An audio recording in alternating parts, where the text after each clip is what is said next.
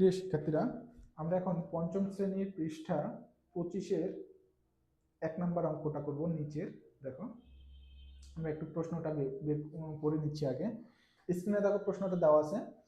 1 নম্বর অঙ্কটাতে বলা হয়েছে যে তানিয়া, দেখো তানিয়া 192 টাকা দিয়ে 8টি কমলা কিনলো।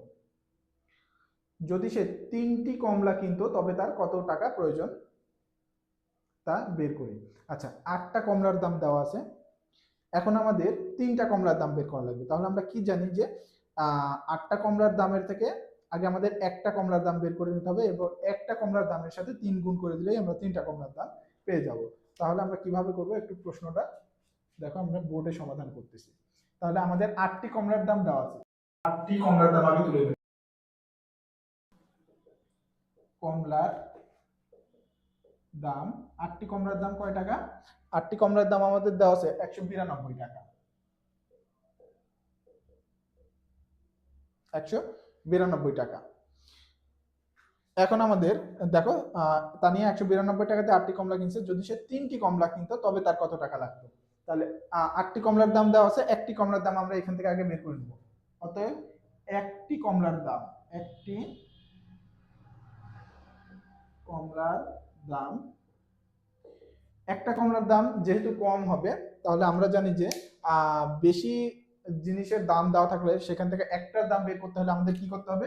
মোট যত টাকা দাম দেওয়া থাকবে এবং মোট যতটা জিনিস থাকবে, এখানে আমাদের 8টা কমলা আছে, তাই 8টা সংখ্যা, আর মোট দাম হচ্ছে 192। তাহলে মোট টাকাকে আমাদের ভাগ ভাগ দেওয়া লাগবে মোট যতগুলো আমাদের জিনিস থাকবে। এখানে 8টা কমলা আছে, তাহলে 8 দিয়ে ভাগ দিব, দিলেই আমি একটার দাম পাবো। মোট টাকাকে মোট জিনিস দিয়ে ভাগ দিলে আমি একটার দাম পাবো।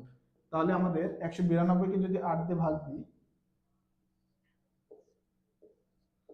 তাহলে 8 দুগুণ 16, তাহলে অবশিষ্ট থাকতেছে 3। এখান থেকে আবার উপর থেকে 2 নামালে 4 8 32।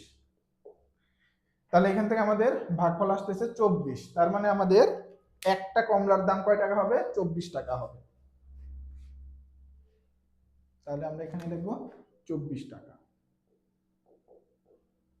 আচ্ছা, একটা কমলার দাম আমরা বের করছি। এখন আমাদের কয়টা কমলা কেনার কথা বলা হয়েছে? 3টা কমলা কিনতো, তবে তার কত টাকা লাগতো?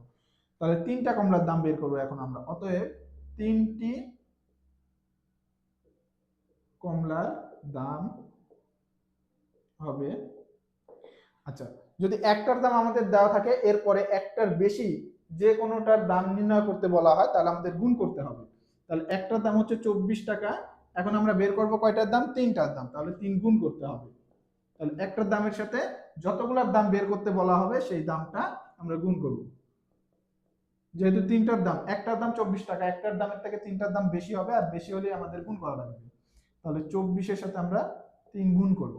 3 4 12, 12 2, হাতে থাকে 1, 3 2 6, আর হাতের 1 যোগ করলে 7 হবে। তাহলে 72 টাকা দেবে। তাহলে 3টা কমলার দাম হবে আমাদের 72 টাকা।